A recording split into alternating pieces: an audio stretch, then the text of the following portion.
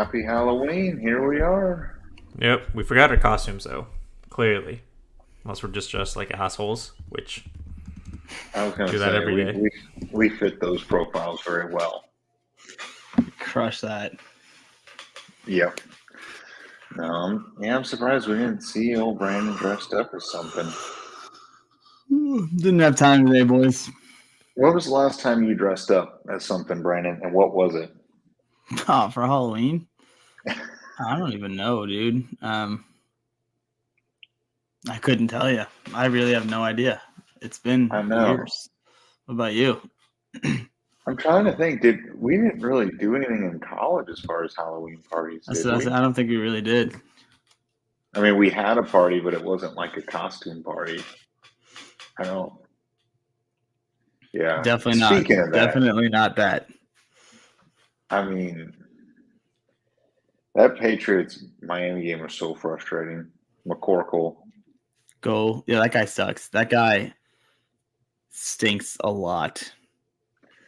I hope he stays the Patriots quarterback for the remainder of time. He also just shows that Bill Belichick was carried for years by Tom Brady. Yeah, I mean, I think it's a two-way street. I mean, you gotta kind of have to have a competent quarterback and a competent coach. I mean, you can't have one really good thing and not so great the other. I don't know. I just heard forever that he was the greatest coach of the history of football. He still is. He's so fantastic and he's so good. And he stinks now. He can't win a game now. He had the greatest quarterback in the history of football, probably, and that's why he was good. But I think if one of us three was coaching Tom Brady, we could probably get a winning record. And they were cheating. He still coaches one of the best defenses in the NFL. That hasn't stopped. So I think it's just the offense isn't ran by the quarterback. I disagree. They stink. Jose, I got to ask about your old Vikings, full Turco. You know, this season so far has been full of emotions. Started off really wanting us to tank and lose every game. It started off well on that front. Then we went on a little streak. Now we're 4-4. Thought we were going to make a run. Just unfortunate. Now we got Josh Dobbs to make us a mediocre team and get the 10th pick in the draft. I was going to say, you got the truth. Josh Dobbs, he's going to take you home to the playoffs, right? No, it's not it. Not it. But hey, if it happens, then we might just have a Case Keenum type year and get paid next year, and we'll draft a quarterback. The last thing I have to add about NFL football, did you guys see in our fantasy league, going into last night's game, I was playing one of our friends, Ben. I am down 2.4 points, and I have Devontae Adams left. In a 4 PPR league. Oh, that's frustrating. And he scored 2.1 points. Yeah, had one catch for 11 yards. And he was wide open on the sideline late in that game yesterday. And Jimmy G stinks. Dude, you want to talk about just that basically summarizes my fantasy football season so far. That right there is that's a pretty bad beat. That also summarizes Josh McDaniels as a head coach. He's terrible. Summarizes Jimmy G. Summarizes a lot of things right there. Yeah, it was rough. That's all I got to say. It was rough. But anyway, enough about. Let's talk a little college football. Pretty good weekend outside of our game. That game stinks. I was going to say it kind of ruined the whole weekend. I would say that it was not a good weekend. It was pretty good, like football weekend for sure. I disagree. It's good. One game doesn't make the weekend, boys. It does. Oklahoma could have won. Should have won. Yeah, we talked about that. That was disastrous. But now we got to turn the page. As the title here says, I like this title. Hated your last title that you made for the live stream after the Kansas loss. This one's a lot better.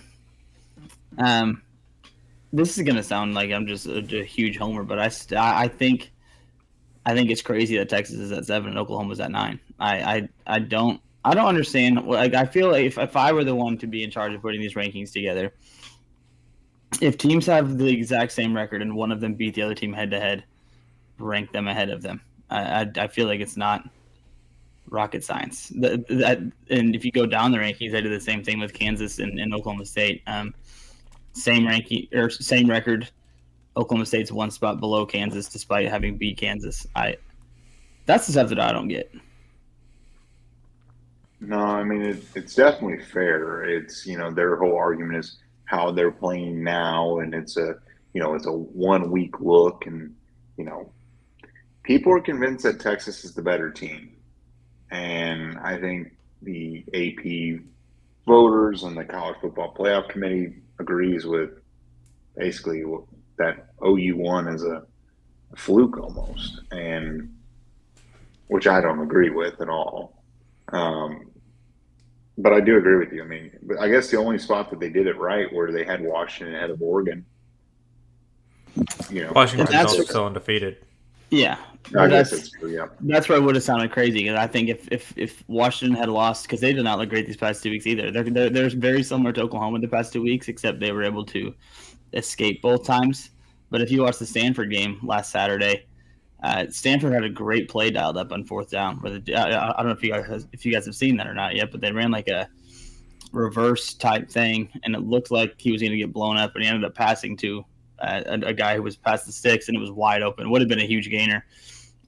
Stanford could have won that one. Who knows? But I mean, I think if Washington would have lost to Stanford, despite the way Oregon's looking right now, I still would have put Washington over Oregon. Just being, again, that's my argument. They were one loss, but Washington beat Oregon, and that would have been. There's no way that would have happened with the way Oregon or with the way Washington's playing right now and the way Oregon's playing right now. But I feel like that's how it should work. I disagree, and the example and how it ended up working out in real life, because Texas's one losses, while it is to Oklahoma, and I get what you're saying, Oklahoma, if Oklahoma would have taken care of business, because they shouldn't have been that close against UCF, and they should have won against Kansas. Like, looking at it on paper before the game started, both of those should have been comfortable Oklahoma wins, especially how they looked against Texas.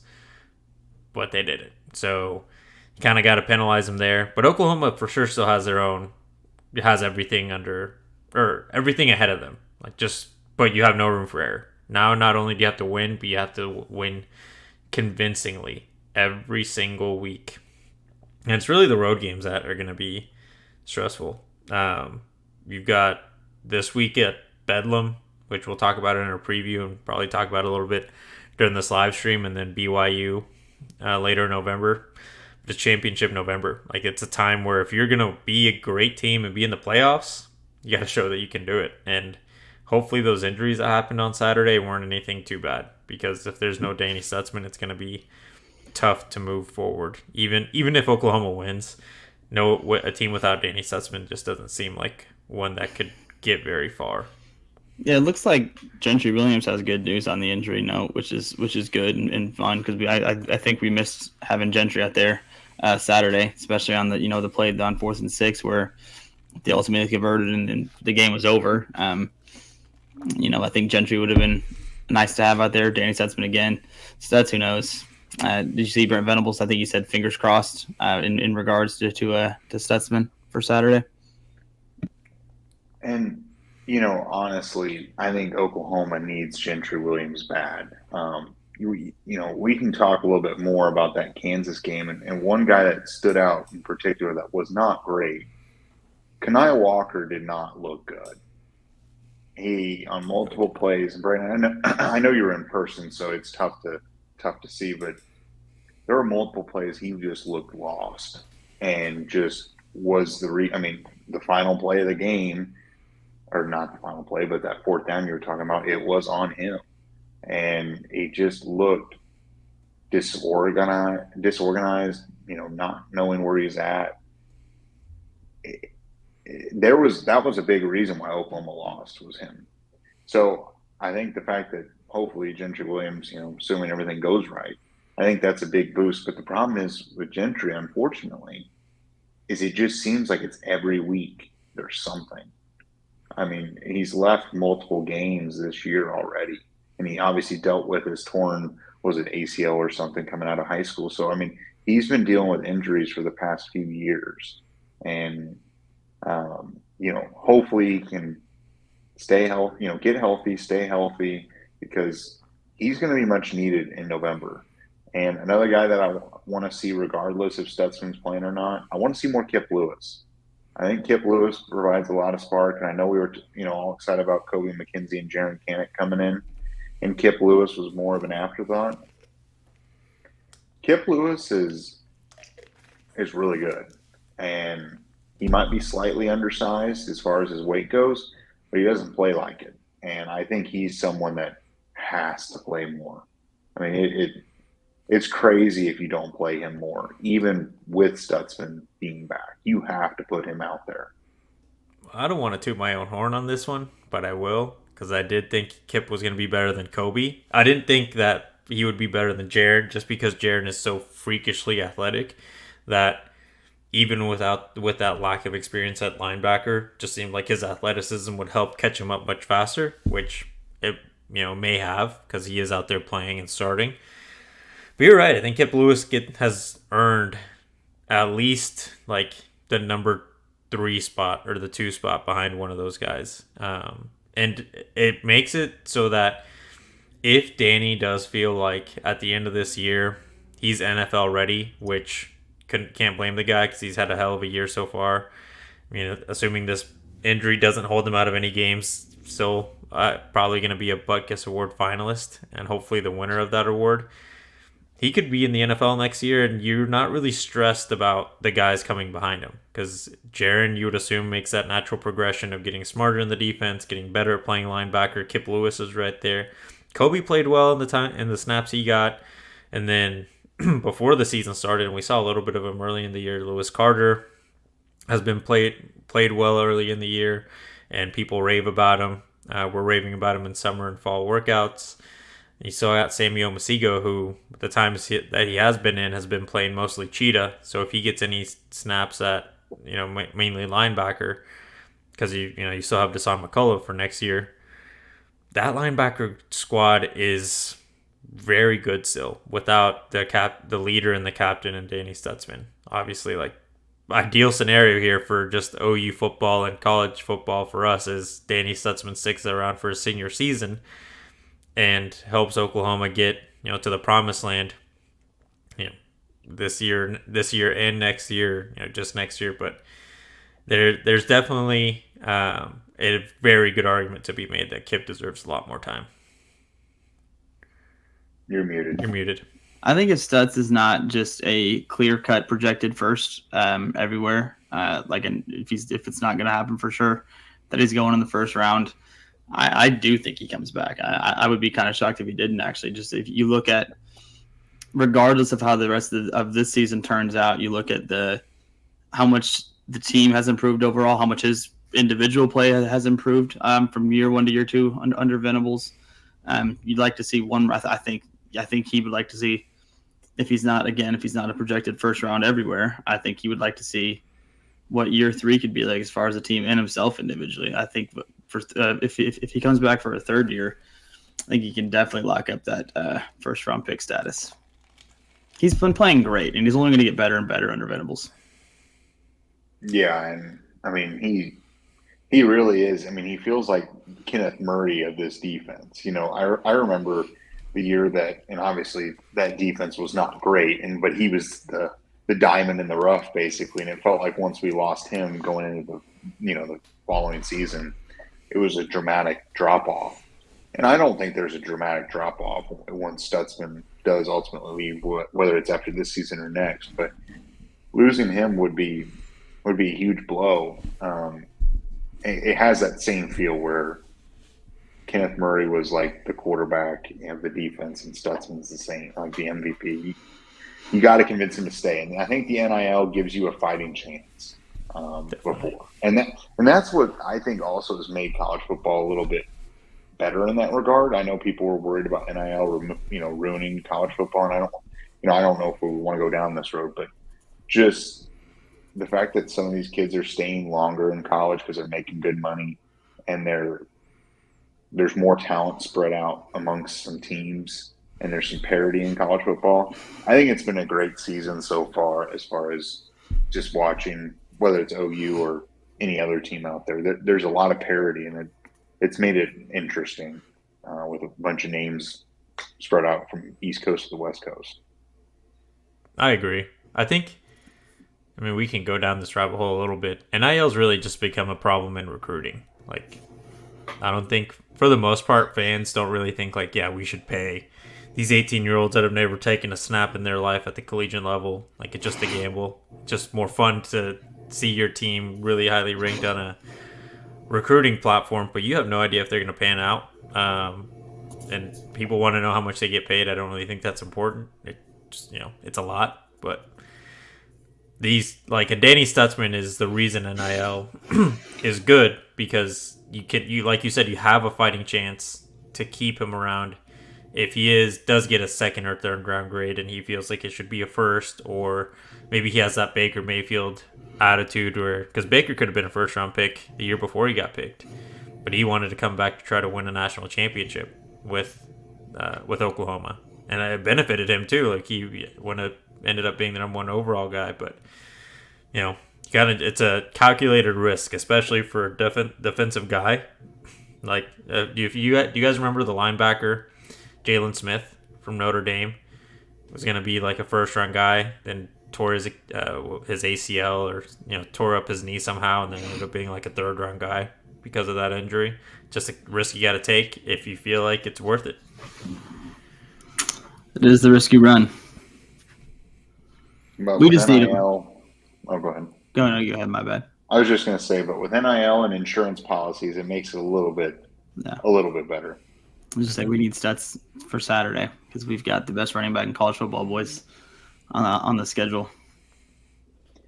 Yeah, and we can start talking about that. I mean, the last thing I will add about Kansas, I want to see more Payton Bowen. He's too good of a player to not be out there. Yeah, I don't know what's been going on there. Oh, they talked about how he was in a boot after the UCF game. So maybe there's something really bugging him where it's kind of limiting his availability to play, and they just want to put him out there in like key situations and special teams. They haven't really tried to block anything, which is kind of surprising given that the couple times they did try, he was either close or successful. I mean, he has 2 blocked punts on the year, and they came in the first 4 games, so you'd assume he comes in. But, I mean, I don't think, on the Payton Bowen side, I don't believe that it's because they want to give senior guys more time. It really seems like that whatever's going on with his foot just was holding him back a little bit. And it probably is. I mean, Sooner Cowboy says high ankle sprain. I haven't seen that, but it would add up for what's been happening. Or why he wasn't out there as much. Which would, I don't know, high ankle sprain and still playing, even limited, would be surprising. You'd assume you just sit him for a couple weeks and let him fully heal. You would think so, but I mean, that's just someone that I'd like to see show up, if he's fully healthy, get him out there, because he's too good of a player to be on the bench and not on the field. He's a playmaker. Something on the Kansas game, and maybe you guys disagree, I thought that they tried to put in Key Lawrence way more than he should have been for that specific game. I think I was texting Brandon about it. Reggie, that was like a prime game for Reggie Pearson to come in and be the starting safety, and then Key coming in and third down situations, long, third and long, fourth and long, when they look like they're going for it, because he's a much better ball hawk. He's the guy that's going to give quarterbacks nightmares when he's back there trying to go after the ball. But Reggie Pearson's a guy where if you need to stop the run, he's going to hit the hardest. Not that Key Lawrence can't stop the run, but you brought in Reggie from Texas Tech to hit someone hard.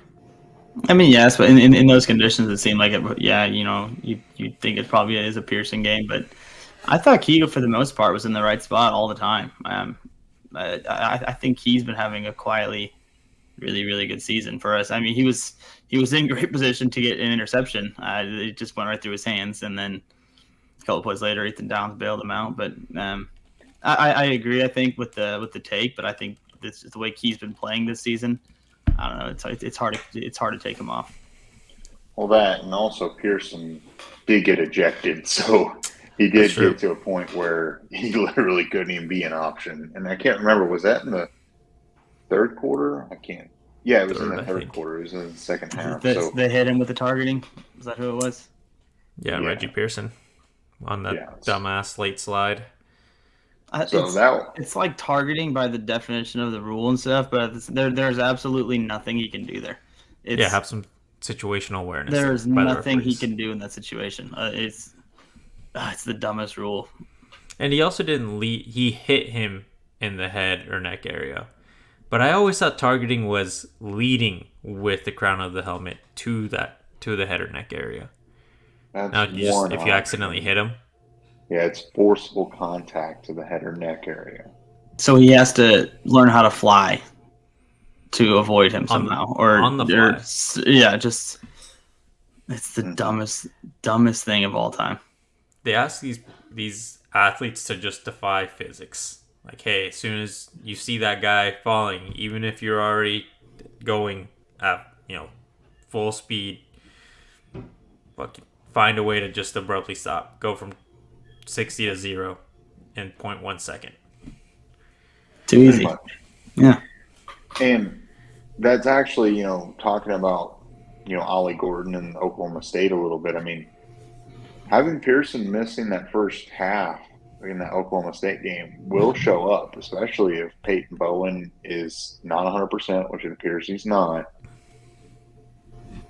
That limits your depth quite a bit in that safety position. I mean, obviously you've got Billy Bowman and Key Lawrence and some of those guys, but you are a little thin there now, at least for the first half. Once you get Reggie Pearson, it's a little bit better, but Ollie Gordon's on a tear right now.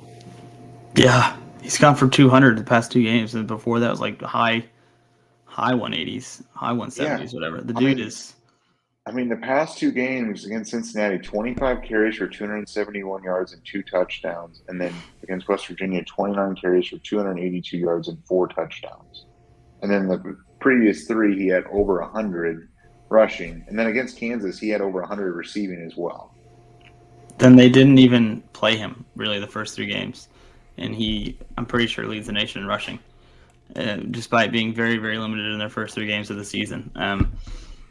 I think he's the best running back in the country. I have no idea on this planet why he plays for Oklahoma State University. Being as good as he is, it defies things that make sense to me. It makes no sense. I think he's a prime transfer portal candidate. If I was him, I would be. But for Saturday, he's going to be an issue. We've got to. I agree with what Keaton said here. He's going to get hits. If Ollie Gordon finishes the game on Saturday with 133 yards and a touchdown, I think we're all going to be like, we shut his ass down, and we'll feel really good about it. You kind of got to play him like you did Bijan when he was at Texas. Like, he's going to get his yards, but make the quarterback beat you. Don't let the quarterback just get to hang out in the pocket and pick at the defense. Yeah. Yeah, I mean, it's really, you're just going to have to load the box and then make Alan Bowman beat you. And he hasn't been that great. Oh, bless you. I mean, thank you. He wasn't horrible. I mean, he threw for 286, 2 touchdowns and a pick, against Cincinnati, but he isn't that great. And you'd like to think that OU is going to be able to, play some man-to-man and then load the box and do your best. You're going to have to load the box and take your chance man-to-man. Because I agree. He's okay in terms of Bowman. He's 57% completion on the season's 8 touchdowns, 5 picks. He's a middle-of-the-road average college quarterback who happens to be playing with a dude who's averaging 8 yards a carry and has 10 touchdowns. Yeah. And to answer Sean's question there, why didn't OU recruit Gordon? I'm looking at his profile right now, and I don't know for sure that OU didn't recruit Gordon, but in the 2022 class, you pick up Javonte Barnes and Gavin Sawchuk, who I believe were both top 200 players in the class. And it looks like Ollie barely made it in the top 250. It really just seems like they had the guy. Oh, you had their guys they wanted, and at the end of the day, like if Ollie Gordon didn't have these last 4 games, no one would be saying, "Why didn't you recruit him?" Like he's just worked his ass off to be in the spot he's in, and he is, like Brandon said, if he's not the best running back in college football right now, he's right up there with the best. He's literally their team. He's the reason. I think you got to give a little bit of credit to how they're playing on the defensive side of the ball, and as far as his turnaround from going to getting hammered by South Alabama to now. Well, obviously, I think it starts with them not doing the carousel of quarterbacks, which I wish they would have done that all season long. They finally realized that is not a good idea. Just pick one of those dipshits and let him go. They decided on Bowman. Whatever, it works for him. But offensively, their offense is it's Ollie Gordon because their leading receiver has like 350 yards. OU's top 4 receivers are above that. The depth favors Oklahoma in every aspect, even running back, because it was behind Ollie Gordon. They're not very good, and I don't think we've been great either. But give me whoever we throw out there as far as a number 2 back. But like if we just it sounds so easy. Just limit Ollie Gordon. That's all you got to do. But it's going to be easier said than done. I want to see how good Oklahoma that is fantastic. We need if OU wins Bedlam on Saturday. On the next live stream, I will do 2 shots of Malort. 2? Too many, if you ask me.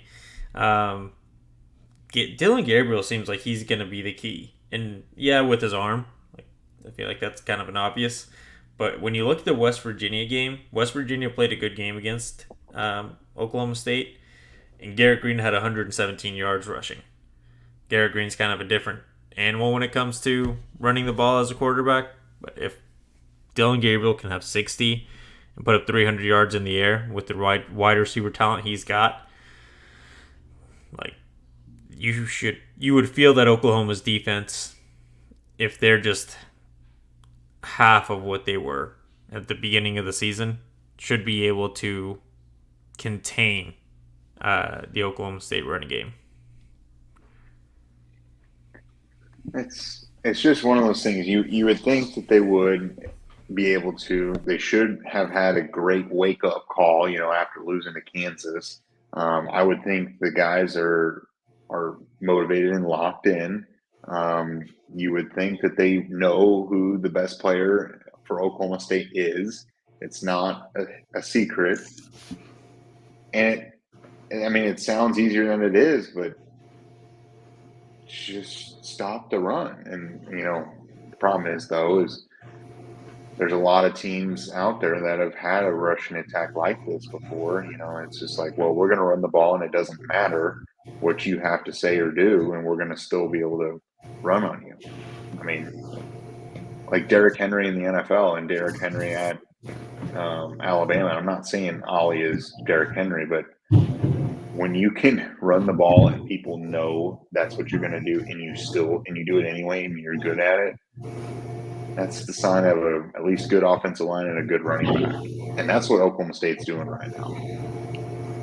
Yeah, no, I'm excited. I'm nervous, excited. I can't wait though. If Oklahoma comes out and plays like the team we saw in the Texas game, and then the 5 weeks prior to that, and they beat Oklahoma State and beat them, handedly. I'm not talking it's going to be ugly, but I'm talking like if we can get like a 31-20 or 31-17 type game, I think we're going to be sending Kansas some thank you notes and gift cards as thanks for the wake up call, boys, because now we're back. Not having Stutsman is going to make a big difference in this game. And assuming he doesn't play. Well, yeah, I'm saying if he plays or not is a big factor in this game. If he doesn't play, it makes it that much harder. I know Kip Lewis looked good, but there's a lot of young bucks at that point. I mean, Stutsman's all over the place. 100%. But beyond just Stuts, I agree. We need Stuts, but like we need to just tackle better. That game against Kansas, and maybe you can blame the weather and the rain and just the slippery conditions, and guys are probably slippery, being wet and all that stuff. But the tackling was horrendous. It was far and away the worst tackling game of the season that we have had. It just seemed like the first two or three guys on almost every single play weren't able to make the play, and they would come down to the fourth or fifth defender to finally wrap them up and get them down. So it just because Ollie Gordon's going to get his, but if you can limit him to if he hits the hole and it's there and it's open, and if the first guy can make the tackle 4 or 5 yards down the field versus him slipping off that guy and then juking somebody out and going 15 to 20, it's going to be a difference in this game too. For sure. I mean, the tackling was. I mean, it's like we were back to last year and the previous defenses. It's just.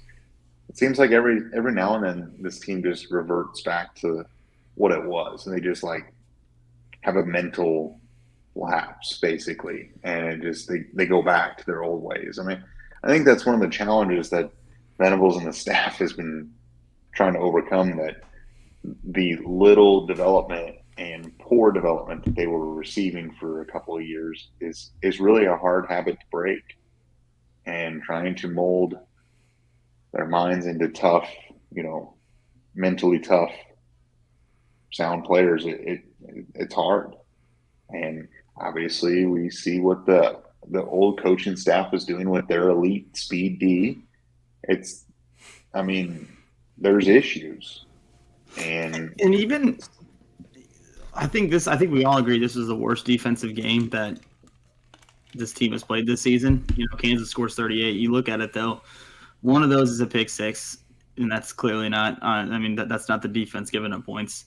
They were set up, on the Jalil Farouk fumble in plus territory for Kansas. They were put in bad spots a lot of times, and did their best and held to three sometimes. Or, they definitely got drove on a couple of times for touchdown drives that were bad. But I think all in all, the pick six, being put in bad spots, that being your worst defensive performance. And they made the huge plays when you needed it, even on their worst day. Ethan Downs getting the pick there should have sealed the game. Who was it? Was it Billy Bowman who got a pick before that set up a touchdown drive for Oklahoma that puts you?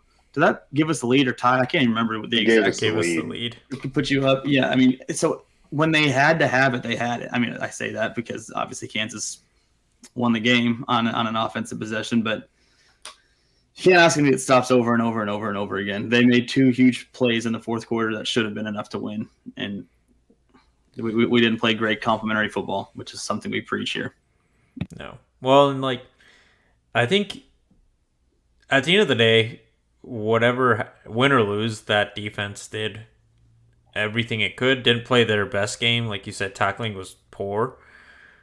It just comes down to the offense. When the defense did give them opportunities, they didn't capitalize, and when the offense did score, the defense wasn't able to help back them up for whatever reason. This was definitely the worst game they played, complimentary football wise. Like you mentioned, Sooner Cowboys asked, "Do we think that this team has peaked?" Who wants to start? No. I think that's an overreaction to the past couple of weeks, because the craziest thing, and 100% they've not been good these past 2 weeks, but if we know it as fans who just watch this team on Saturday, the players are aware of it too. And the fact that they lost on Saturday now and people are freaking out and saying the season's over and all this garbage, they're going to see that. Because here's the deal. If Oklahoma comes out, again, with their hair on fire, and because they're not going to blow them out, but if they win 31-17, 31-20 in a game that's not super competitive, but it's competitive, everyone's going to say Oklahoma's back. We're right back to where we started. It's a bad couple of weeks. They have not peaked yet. No, I think we got to get back to where we were, but I don't think they've peaked. I don't. I wouldn't say this team is peaked, but they might not be able. I mean, they might not be able to get back to it, like because of injuries. And I just, with the season, we're going into what is it, the 9th game. It's November. You've got Stutsman banged up. You've got Payton Bowen's a little banged up. You lost Andrew Anthony. You've lost, some players here and there. I do think that maybe if they don't come back, to what they were, going into, Red River, I think it's more injuries than anything. But I don't think that they couldn't get back to where they were. And to be honest with you, this team being 7-1 right now is ahead of schedule. In all reality, I mean, last year it was 6-7. The best players on this team are going to be freshmen and sophomore. They're freshmen and sophomore right now. And you think about next year and the year after, I think where this team peaked right now this season, you should see next year where the peak's going to be at. And but I don't think they've peaked quite yet. But if we look back and they did, I think it's going to be more injuries than anything. I mean, Gentry Williams is banged up, and there's just a lot of guys dealing with a lot of bumps and bruises, and there's a little bit of depth that we're missing. On an unrelated note, I checked the weather according to weather.com, the weather channel, whatever. Saturday in Stillwater is going to be like sunny and 75, sunny and 74. So we are not going to have prime weather. We're not going to have that excuse. The guys shouldn't be slippery. We shouldn't be in a monsoon. And it's definitely an excuse because Kansas has the same conditions. It is what it is. Both teams played in the rain. It's not like the rain and cold turned off when Kansas had the ball. It was the same for both teams. But those games where the weather is that bad and shit sucks, it seems to, for whatever reason, it always favors the team who's supposed to lose. And I don't know, because again, Kansas had to play in it too. It's not as if the weather shut off when they had the ball and it was perfect for them and shitty for us, but it seems like every single time that a game is just horrible conditions for whatever reason, the team who's supposed to lose wins. The Bears and 49ers game as the season opener last year. The Bears are way worse than the 49ers, but they played in similar conditions, and those dummies won. I don't get it. I don't understand it, but maybe just being home and those weather conditions didn't favor Oklahoma in that one. It's a team that relies less on the pass, which is what Oklahoma does, or that's the Oklahoma offense. Like huge passes, what makes these explosive plays for OU. They ran the ball better, but to go back to Sooner Cowboys question, I agree with both of you. This team hasn't peaked. It's just, and I think it was Sean that said it. The first 5 weeks leading up to the Texas game felt like this team, Coach Venables, everyone on the staff, they had to prove something. They were out to prove we aren't that team from last year. They beat Texas, and it was like that burden was off their shoulder. And I don't want to go as far as to say they feel like they accomplished their goal for the year, but it definitely felt like that was like they checked a big thing off the list for this year. And maybe the urgency wasn't there as much. I think it's definitely or something, but that Texas game definitely affected them in some way where they. I 100% agree. I think it's definitely fair to say and fair to just if you look at the way that the season has gone since that Texas win, it's fair to maybe even assume that they definitely drank their own Kool-Aid a little bit. I mean, the social media videos, as cool as they were, and they were awesome. I'm glad they did it. I don't think they should have not done them, but like this team was a little. I mean, they were very excited, obviously, but we were celebrating like we had done something huge. Which I mean, in a way, you did, but you didn't win a national title or anything yet. But I think it's fair to say that they definitely started to drink their own Kool-Aid a little bit after that Texas game, and I think this is, if they still are, they're not wrong, because it's clear. It should have been clear after that Central Florida game that teams don't give a shit that you beat Texas, but now it's evidently it's right in your face clear that no one cares that you beat Texas. If anything, they might care more because now you're the team to beat now. Everyone came in thinking Texas was that guy. Now it's Oklahoma. You're going to get everyone's best shot week in and week out just because you are OU, and it's going to get that much worse because you're the team now in the Big 12 again. And also, one thing I've seen a lot, I saw it a couple times in the chat, but more so on like social media.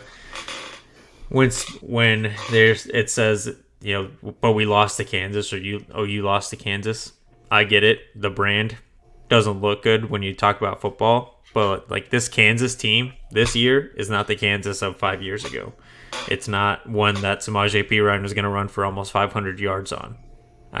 This is a very respectable team that if Lance Leopold sticks around for like 3-4 more years, could be regularly a ranked team as long as he sticks around.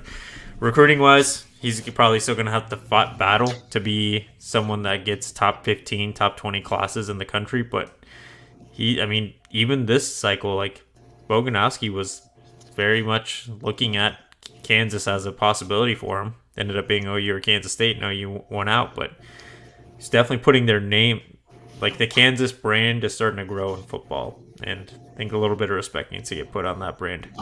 Well, as long as Lance Leopold is a coach, because I think it's definitely solely him that's done that so far. And maybe after him, whoever succeeds him can keep that going. But pre-Lance, terrible. Definitely one where you're like, but you lost to Kansas. Now, with Lance, you kind of got to look at who they really are. Yeah, it's not like when Texas lost on the road at Kansas, like that was like Leopold's first big time win.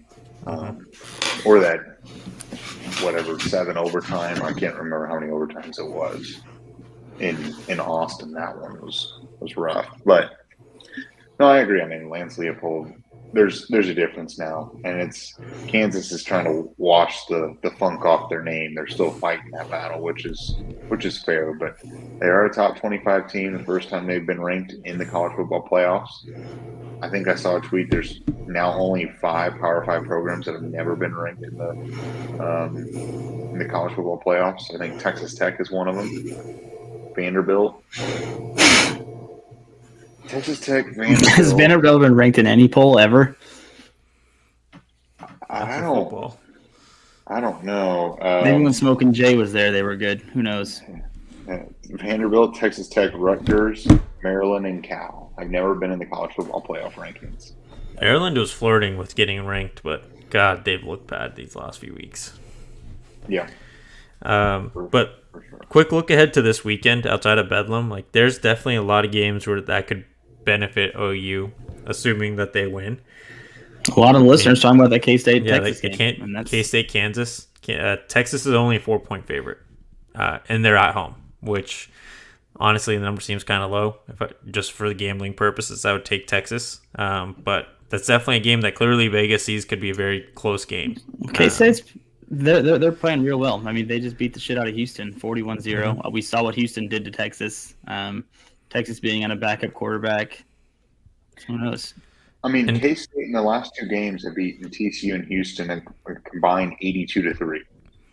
Yeah, no, they're good. I'm not saying they're a bad team. I'm just saying the odds makers see something here where it's a lot closer than I think just by the brands, right? You would assume Texas, would be 10-point favorites or something. That and Quinn Ewers is out. Mm-hmm. So that's you got true. Malik Murphy. So then the other game that I'm going to be really interested in watching, outside of like the big headliner for the weekend in Alabama LSU, is Kansas Iowa State, because if Iowa State's been hot since that Oklahoma game, I'm pretty sure they haven't lost since. If they can continue this run and Oklahoma, ideally wins out, even if Texas also wins out, Iowa State's the number 2 team in the Big 12 right now. We wouldn't be facing Texas, which would be hilarious.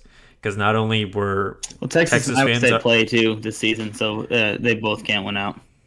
Okay, so that helps. But if it's Iowa State that ends up in the Big 12 championship over Texas, it would be so funny just because everyone, obviously that Brandon Walker was still on his high horse, thinking Oklahoma's the fakest team in America, and fakest team in I mean, college most history, honestly, he like most recently said, most of the media still thought like Texas, without a doubt, was going to be in the Big 12 championship and will have a very good chance at the college football playoff.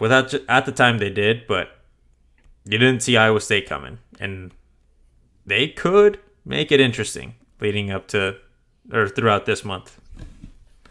As long as they don't wear those stupid costumes again. Yeah, those uniforms are horrendous. Another game is Missouri and Georgia. Yeah. That one's going to be interesting. And as much as I know we were all hoping for Missouri to be horrendous this year, they're not. And we're going to really see what Georgia's made of. I mean, Georgia, obviously Oklahoma's supposed to play Georgia this year, ideal world, but their schedule has not been difficult. I feel like, I can't remember all the games that they've played. I can look at it real quick. I mean, Georgia has played one ranked team, and it's Kentucky. And, I mean, they had UT Martin, Ball State, UAB. Survived Auburn. Yeah, survived Auburn, Vanderbilt. In Auburn. Yeah, I mean, that's fair and dandy, but I mean, what is Auburn, a 4-win team right now? Yeah, not good. Yeah. Not good but at all. Somehow, Georgia's a 15.5-point favorite.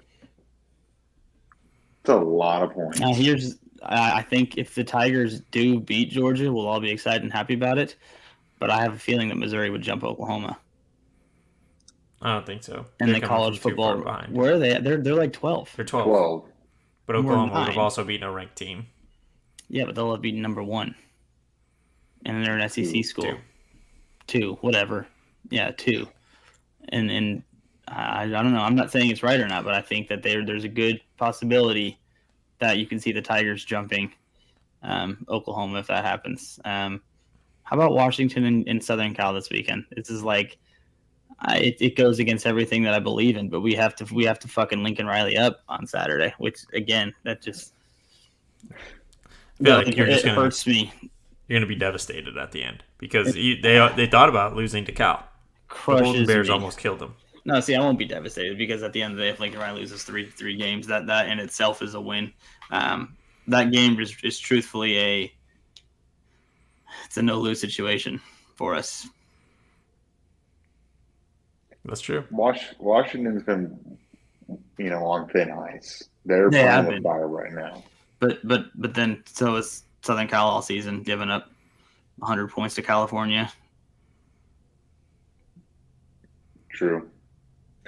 I don't know. There is a lot of good college football. Unfortunately, that Missouri and Georgia games at 2:30, just like OU's game, which I'm not complaining that OU's playing at 2:30. I wish that game was the prime time, 6 o'clock or whatever, Georgia, Missouri. But I guess Alabama, LSU is going to be good as well.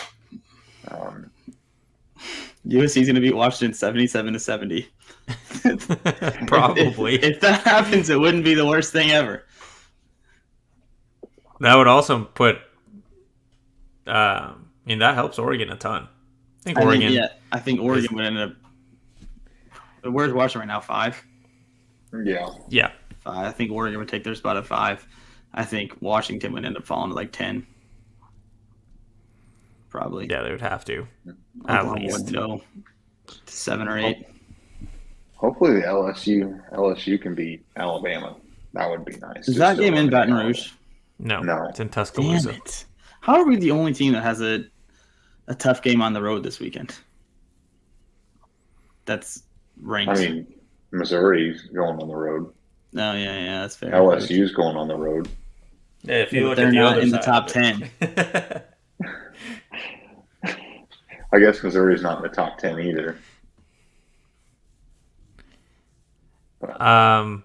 Yeah, but this weekend, Oklahoma has to take care of business for all this stuff to actually work out. Come next Tuesday, there's still there's a good chance by a week from today, OU's sitting at 7, maybe even 6, depending on how bad some teams do. You need a lot of help. I think 7. 7 is like a realistic possibility because there are some like pretty big games that could go the underdog's favor. Good. And then, I mean, for the most part, people are still shitting on Lebby. Kind of got that out of me, to be honest with you. He just can't play scared, which I know Brandon. That's all it is. Yeah, you can't.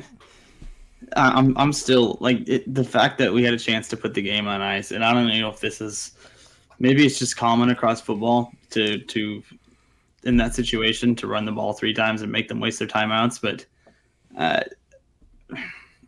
if you're on your own 20-yard line, I guess your own 10, and then your plan is to run 3 times. I guess it makes a little more sense. But to be on the plus 40, I thought it was incredibly soft to not let Dylan throw it. How about even like do it like one of those rollout plays where he has a pass run option if you're afraid to just totally throw it and let him only throw if it's there. Or even the choice of run plays, which I think is what you said on the Saturday Live host, or I mean it was definitely one of you guys who said it, but yeah, the choice of run plays in that situation were horrible. How many jet sweeps do we see on Saturday? Over under is 8. 8 set at 8.5. Set at 8.5. I think we're gonna see under that.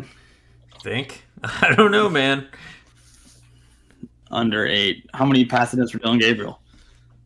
It needs to be 25 or more. 25. Yeah, I was gonna say the same thing. It's got to be at least 25. If you don't, especially in those conditions, like if assuming the weather stays like that, and we all know Oklahoma's weather is the most bipolar thing in the world. If it stays like it's supposed to be, according to weather.com or Brandon Martin, the Weather Channel, right here. If you pull it up, Hose, because you are the one who has the screen sharing ability. But yeah, if you just type in Stillwater, Oklahoma weather for Saturday, it's like the first link. It's weather.com, and look up Saturday the 4th. It's going to be 74, mostly sunny. A little windy, 15-mile-an-hour wind, but the precipitation chances are low and the temperature is nice. Hold on. I'm going to show it. I'm just trying to get rid of these freaking ads, man. Good old ads. So, yeah, there's really no excuse. We got to just play not scared. Play the way you did against Texas. Why not have Dylan Gabriel run crazy again? That stuff works. See? There's a freaking ads. Yeah, 74 and mostly sunny. Yeah, ideal weather conditions for him. No excuses. Weather's not. I mean, a little bit of wind, but nothing crazy, manageable. Go get it done. All right. Anything? Oh, recruiting. We definitely forgot to talk about that. So let's hit on that real quick before we end today's live. And before we get there, make sure you're liking, subscribe, comment, share. Hit the links in the description if you want to buy our t-shirts. $24 for long sleeve or short sleeve, $27 for long sleeve, if I remember correctly. We'll be giving away a football courtesy of Sammy t-shirts once we hit 100 sales. So help us out. Let's get there all together. But okay, back to recruiting. Biggest thing we missed. And really, I mean, for this kid, I feel bad, and it's probably due to the weather delay that it happened at the time it did. Reggie Powers commits during the Kansas game, probably at the worst timing possible, because it was like right in the meat where Oklahoma was going to either win or lose that game. But I think it's a big pickup for Oklahoma. Someone that, I mean, 2 months ago we had no idea who he was because he was committed to Michigan State. And Oklahoma never really recruited him prior to that decommitment from Michigan State. So what do you guys think about him? Good. It was a good positive for Saturday. Yeah, it was definitely a good positive takeaway, and at least something was positive there. I mean, he's a talented player. Being a 4-star, he's the number 11 safety according to just 247's rankings. The number 154 overall player. He's from Dayton, Ohio, so he's in Buckeye country. It didn't seem like that Ohio State was overly interested in him. I mean, they did offer him, so I'm not saying that OU went head to head with Ohio State, but going in and securing him. Obviously, Oklahoma benefited there a little bit with Michigan State's fiasco that's going on right now.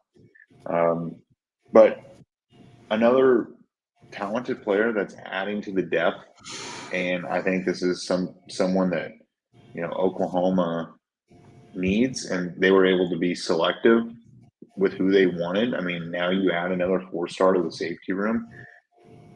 Oklahoma and Brandon Hall and Jay Valai are adding some talented defensive backs, and bringing a guy like that, it does not suck, as Brandon likes to say. No, he's a athletic kid too. I think the situation at Michigan State did not hurt Oklahoma here at all in being able to get him to come over and play for the good guys. But he's a guy that reminds me.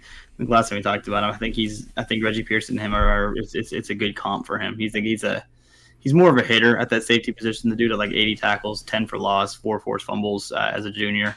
So the dude is going to come lay the wood. Good size, very athletic, plays basketball. Good get for Oklahoma. Like you said, Ho's just committed at a bad time where people really weren't focused and locked in on stuff like that. But good to have him. A good positive takeaway for Saturday. Just keep building on what this defense is going to become.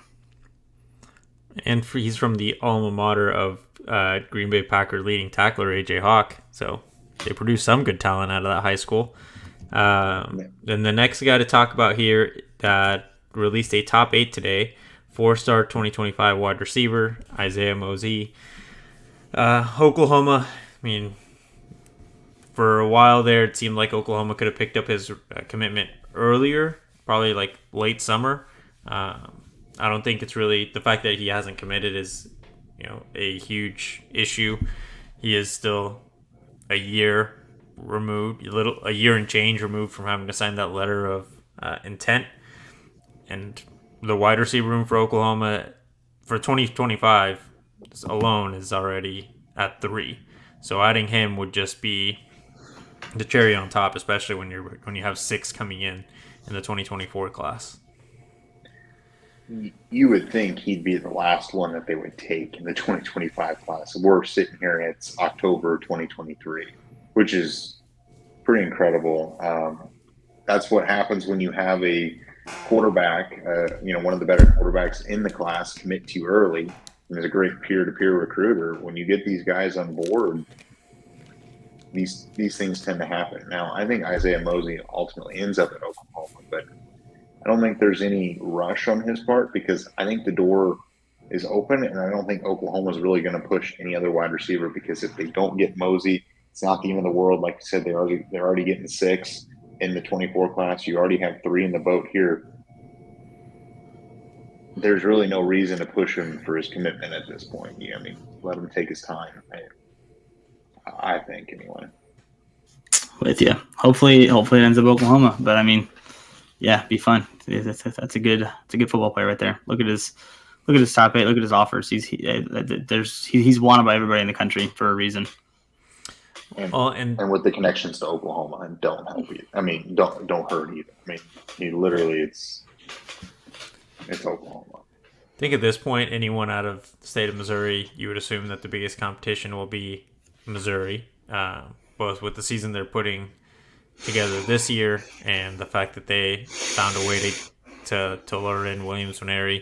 You would assume that it may not be important for everyone, but that NIL situation in Missouri helps Missouri's case. And Oregon is the biggest competitor here for Oklahoma, it seems like at this point. I think one thing that can be pushed here by Oklahoma and the recruits and the players, if they get to talk to these recruits at all, is the guys that are going to be throwing to you are either going to be Jackson Arnold, Mike Hawkins, potentially, or Kevin Sperry. And I think Kevin Sperry's got 5-star potential written all over him. So you've got very good quarterbacks that will be throwing you the ball if you attend Oklahoma. Oh, yeah. And the last thing I want to add about the 2024 class, they're already sitting at 28 commits right now. If they have a few more commits go their way before the end of the season, I mean, they could be at 30, which really goes to show that there's going to be some guys that will be graduating, and there will be some guys that will probably go to the NFL, and there will probably be some guys that are going to be processed out the last few, unfortunately, and some guys that will just graduate. So I think Oklahoma's loading up. They're trying to build the depth, the competitive depth, and from year 1 to year 2, you could see that improvement. I think that the jump from year 2 to year 3 is going to be dramatic as far as your quality of players. And at this point, Oklahoma, that's with no transfers either. There's probably going to be a few transfers. I don't think as many as last year, but I could see them going to the portal and looking for a tight end. A senior, coming in. I mean, they're gonna do well as far as the 25 class for tight ends, but Oklahoma's competitive depth is going to get a lot better. Quick question: transfer portal. Obviously, looking way ahead here. Where are the spots that you think OU would really look at for transfer players? Because I still think the defensive line after this year. I mean, no more Rondell, no more DeJoun Terry. 2 pretty important pieces there. Then you're going to have a lot of youth coming in at the defensive line position. I would assume that's still a place they're going to be looking at. I think both lines, maybe running back too. I don't. Ollie Gordon. Yeah. Yeah, I would agree with the defensive line. I do wonder if they're going to reevaluate taking so many transfers along the offensive line, just because I wonder if it's a factor of maybe the players just aren't there, or if it's just trying to blend, that many new players. I don't know. I really don't know what they're going to do, but I mean they're recruiting the offensive line pretty heavily right now in the 2024 class. If they can get Eddie Pierre-Louis and Grant Bree, as I like to say, so I would think both the lines. And I don't know. I mean, you might see him go after a tight end. I think. Unfortunately, Stogner just has not, and obviously he's out of eligibility after this year. But I think the injury has really that he had back in 2020. I really think has slowed him down. And Oklahoma's thinned them. I mean, they've got Caden Helms. They've got a few other players, but they're young. Don't forget, you will have that man amongst boys and Devon Mitchell, who I, at this point, genuinely believe will be the starting tight end next year. I wouldn't be shocked. I would not be shocked at all. He could be. I just wonder with him reclassifying up if it's just going to be a little bit of a jump to go play in the SEC. Shit, he'll be a 17-year out there routing SEC kids. Yeah, right. He very well might be. I'm not saying that he can't start, but I do think that they go to the portal to try to get at least another depth player. Because they're going to probably take 2 tight ends in the 25 class, I'd imagine. So, kicker, that's a great call, Richard Young. I think that is something that you should definitely take a stab at and look at least. Yeah, especially if you don't trust Gavin Marshall to take Schmidt's spot. You're probably got to look for one of those. I think Venables said that Gavin Marshall was banged up and that they don't have a lot of depth right now at kicker. In terms of Zach Schmidt's. They asked him about Zach Schmidt's struggles last week ahead of the Kansas game. And I think that was his answer, was there's not a lot of depth there. And they got some guys banged up, which some guys I'm pretty sure is only Gavin Marshall.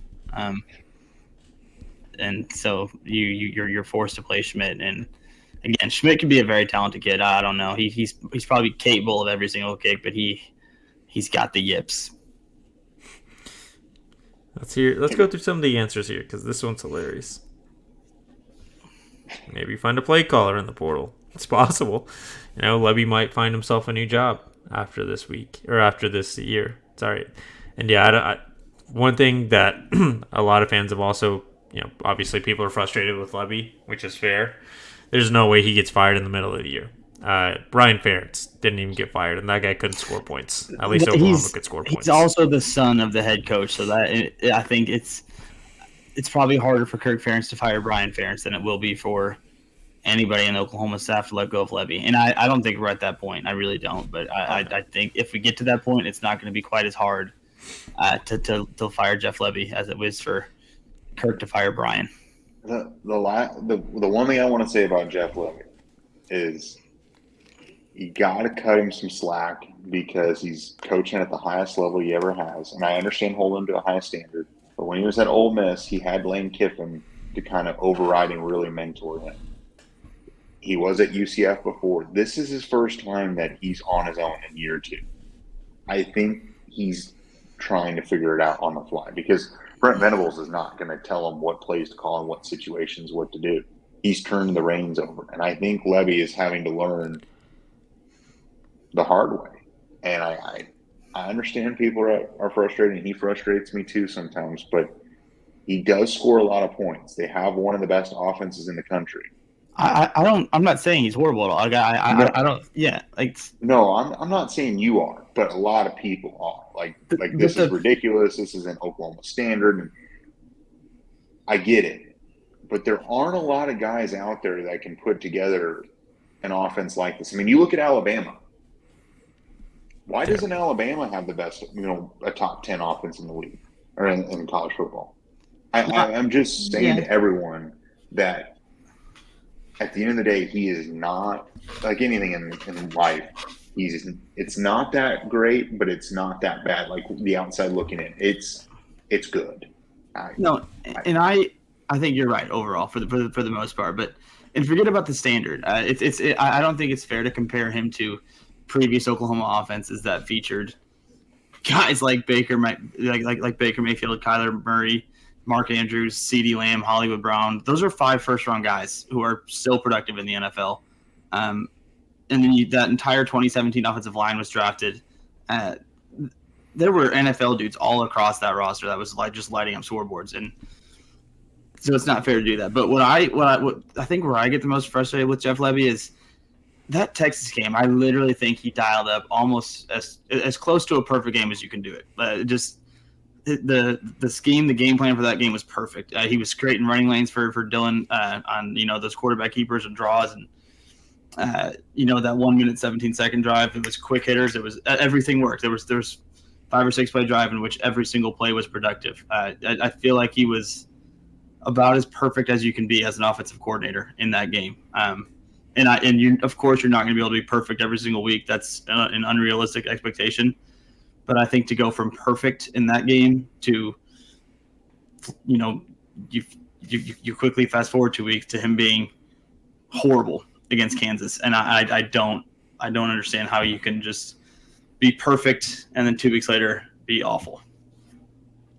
Oh, I mean the criticism is fair. I'm not saying it's not, but I do think that in these situations where he went into this game thinking the weather, he's like, dude, I have to run the ball. I have to hold on to the ball. I have to play conservative because otherwise Dylan Gabriel in the first possession threw a pick 6, and then all of a sudden it probably changes his thought like, oh, hold on, maybe we can't have that happen again. And I think that's where he's missing that, Lane Kiffin in his ear being like, no, we got to keep going. We got to keep doing it, or this isn't working. Let's do this. I think that's where he's missing, and I think that's what made him so good at Ole Miss is Lane Kiffin. I mean, when you have those guys that are, the offensive gurus of college football, it helps. So I think Jeff Lebby is just trying to figure it out, but the criticism is fair. Yeah. Let's go through a couple questions here real quick. Here's the most recent one. Does Jackson Arnold potentially hit the transfer portal if Lebby leaves? Hard no. Especially with how this staff is, like the philosophy behind recruiting. You've committed to Oklahoma, and Jeff Lebby is going to be the guy that would be calling your plays once you get that spot to start as the quarterback of Oklahoma. If Lebby leaves, Brent Venables will find an offensive coordinator that will mold Jackson Arnold to be one of the best quarterbacks in the country. It's not like he's just going to be like, hey, all right, let's just find some bum that's really good at Madden and hope that he's good at developing a quarterback. He'll find someone. I think your first reaction if he does leave is you are going to be nervous about that. Just like it's a natural thing to be worried about, and it's a natural thing to ask. But I agree. I think they will find a more than capable guy to replace him, a good offensive mind, and Brent Venables is going to be able to retain JA if that situation does happen. Yeah, I mean, I agree. I think it's more about who they would hire after would be really where Jacksonville would have to make the decision. Is he the coach he wants to play for, the scheme he wants to play with or play in? I think that's more of a factor than what Jeff Lebby is. And also, there's a factor too that Kevin Sperry's committed to him as well in 25. I mean, I think people need to realize that he's better than what he's getting, put over the fire for right now. Most offensive coordinators run like this kind of offense. There's very few that run that 2000s and 90s offense where it's pound the ball with the run game and then add in passes to help open up that run game. Like that's what Bama does. And I wouldn't say it's super effective. It's just working out because they have a quarterback that isn't the most accurate passer. But when you look around the country, most offenses are pass heavy and use the run as a way to supplement that, which is what Lebby does. Yeah, I mean, it just maybe it's more personalities than anything. I mean, at the end of the day, I know you commit to the university, but you do commit to a coach. For sure. Let's see if there's any other questions. Mainly just shitting on Lebby, which again, fair. All right. I think we did a good job today. It's fun. Happy Halloween. Go Sooners Saturday. Yeah. I agree. Anything else you guys want to add? Nope. All right. Well, thank you guys for watching. Make sure you like, subscribe, comment, share the streams, turn on the notification bell so you know when we post a video or go live, because we do go live every Tuesday at 8:30-ish. Sometimes 8:35, sometimes closer to 8:40, but always around 8:30. And we will see you guys next week. See you.